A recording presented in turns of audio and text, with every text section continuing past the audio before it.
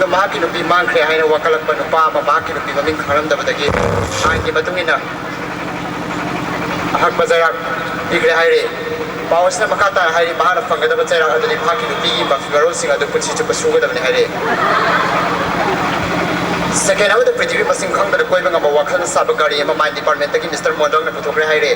ꯒꯥꯔꯤ ꯑꯁꯤ ꯊꯧꯗ꯭ꯔꯤꯉꯩ ꯃꯃꯥꯡꯗ ꯀꯜꯆꯔ ꯔꯥꯎꯟ 5 ꯍꯥꯟꯅ ꯄꯥꯏꯒꯗꯕꯅꯤ ꯍꯥꯏꯔꯤ ꯒꯥꯔꯤ ꯑꯁꯤ ꯕ꯭ꯔꯦꯛꯁꯨ ꯌꯥꯎꯗꯦ ꯆꯀꯥꯁꯨ ꯌꯥꯎꯗꯦ ꯑꯃꯠꯇ ꯌꯥꯎꯗꯦ ꯍꯥꯏꯔꯤ ꯑꯦꯛꯁꯦꯞ ꯃꯃꯥꯏ ꯅꯠꯇꯅ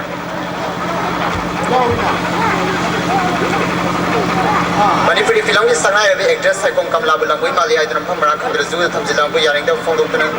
Manipuri Film Development Corporation and Hero Heroine Kumjaning Artist Association ng sinimidang pung ising masanga dagi hay ngayon pung sanga fawa Manipur kumba general strike of Haire strike asigi barung de jin yaw da bagari thoba yagani Haire adu atopa mana gari da thau halaga thoba di yar Haire Sati Bamba Leva asigi Prime Minister ngran bidang Sati fang na bagita Sati ko winpi mga farga lung Haire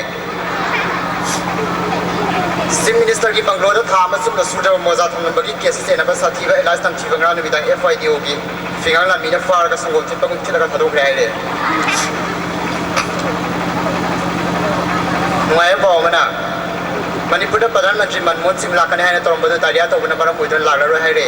पेस्टा फंग Pawgi मतुंग इना है रे महाग दारिया तोखिबा मसिंग लिसिंग मा चोचे सु है रे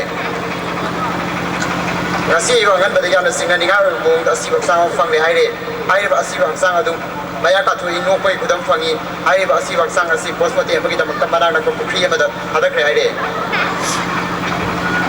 lambi de koina sa pangaw mana haire badu di prithvi asi ma ki mayum da le haire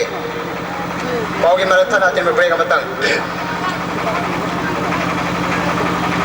कड़ी गुम्बद कॉल वेटिंग ना नारदी मिसको की गुली साबी यु मधुद फटरी तथा हिंदी कॉम ट्रेन तुंग एयरटेल डॉक्टर उना एयरसेल गुली चार का ngahak minute manga muk leiraga reliance की amuk sabi yu mauda sungam jabadi vodafone amadi BSNL injection kapi yu ya jaga na mobile tu lakra langthoko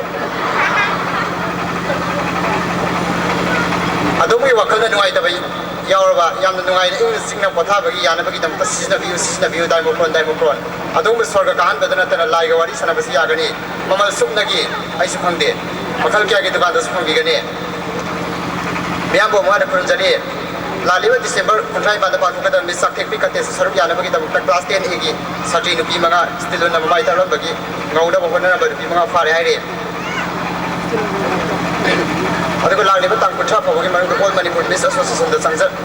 still उन योकोना संजर तबे अथुगो सेरा पिरगनी हाइरे मसाना मसाउ मंदानी आइबो नुपीम आइबोगल lipstick कोना फारे हाइरे हाइरे मेरे असि अमुक हेना फजन बगी दमक मना न सकल बॉक्स ओम द सिना क्रे हाइरे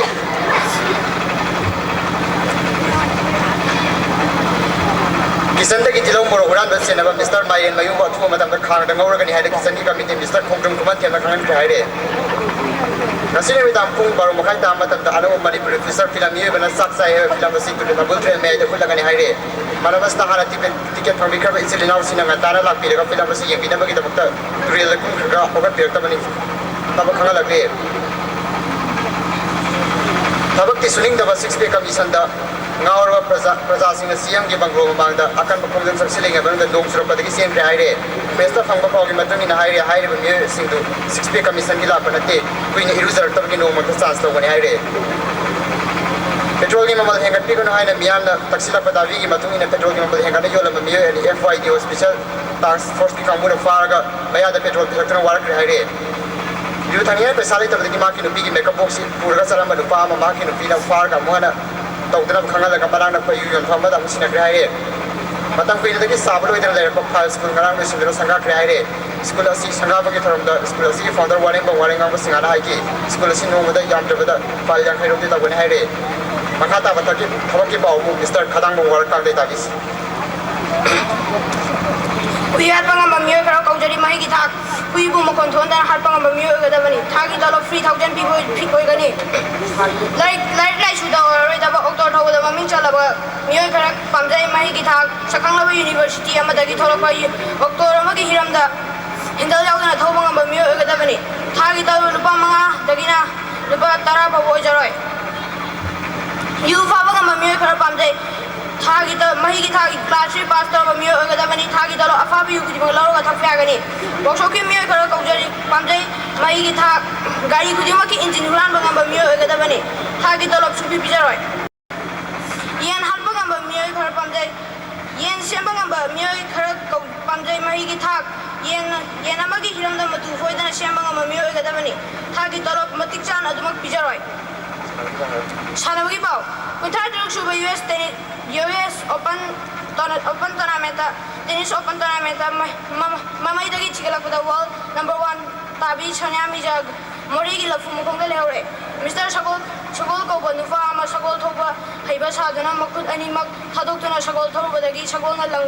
ꯂꯪꯕꯗꯒꯤ ꯕ꯭ꯔꯍ꯭ꯃꯄꯨꯇ꯭ꯔ ꯃꯌꯥꯏꯗ ꯇꯥꯁꯤꯟꯗꯨꯅ ꯃꯍꯥꯛꯄꯨ ꯊꯤꯅꯕ ꯁꯒꯣꯜ 3 ꯊꯥꯗꯈ꯭ꯔꯦ ꯑꯗꯨꯕꯨꯁꯨ ꯍꯥꯏꯔꯤꯕ ꯁꯒꯣꯜ 3 ꯑꯗꯨꯁꯨ ꯑꯃꯨꯛ ꯍꯟꯅ ꯊꯤꯕ ꯐꯪꯈꯤꯗ꯭ꯔꯦ ꯄꯦꯁꯤꯐꯤꯛ ꯑꯣꯁꯤꯟ ꯃꯌꯥꯏꯗ ꯁꯥꯟꯅꯔꯤꯕ ꯀ꯭ꯔꯤꯀꯦꯠ ꯇꯣꯔꯅꯥꯃꯦꯟ ꯑꯗꯨ ꯅꯣꯡ ꯆꯤꯡꯒꯤ ꯐꯤꯕꯝꯅ ꯐꯠꯇꯕꯗꯒꯤ ꯑꯗꯨꯃꯛ ꯁꯥꯟꯅꯒꯅꯤ ꯍꯥꯏꯔꯤ ꯁꯦꯀꯦꯟ ꯑꯃ ꯂꯦꯞꯇꯅ ꯊꯤꯟꯕ ꯉꯝꯕ MC ꯃꯦꯔꯤ ꯀꯣꯝ ꯕꯣꯛꯁꯤꯡ ꯀꯟꯅ ꯊꯤꯟꯅꯔꯤꯉꯩꯗ ꯐꯣꯟ ꯇꯧꯁꯤꯜꯂꯛꯄꯗꯒꯤ ꯐꯣꯟ ꯔꯤꯁꯤꯞ ꯇꯧꯔꯤꯉꯩꯗ ꯐꯣꯟꯒ ꯄꯥꯟꯅꯅ ꯊꯤꯟꯖꯜꯂꯛꯄꯗꯒꯤ ꯌꯥꯃꯥꯡ ꯑꯅꯤ ꯍꯣꯔꯦ ꯍꯥꯏꯔꯤ ꯍꯧꯖꯤꯛ ꯑꯏꯪ ꯑꯁꯥꯒꯤ ꯄꯥꯎ ꯁꯥꯕꯒꯤ ꯆꯥꯡ ꯑꯩꯁꯨ ꯈꯪꯗꯦ ꯏꯪꯕꯒꯤ ꯆꯥꯡ ꯅꯣꯏꯁꯨ ꯈꯪꯉꯝꯃꯣꯏ ꯅꯨꯡꯁꯤꯠ ꯌꯥꯎꯕ ꯏꯁꯤꯡ ꯃꯅꯤꯜꯒꯤ ꯆꯥꯡ ꯎꯗꯕꯅꯤꯅ ꯑꯩꯁꯨ ꯈꯪꯗꯦ ꯉꯁꯤꯒꯤꯗꯃꯛꯇꯗꯤ ꯃꯤꯌꯥꯝꯕꯨ ꯀꯥꯏꯅꯕ ꯌꯥꯊꯪ ꯅꯤꯖꯔꯤ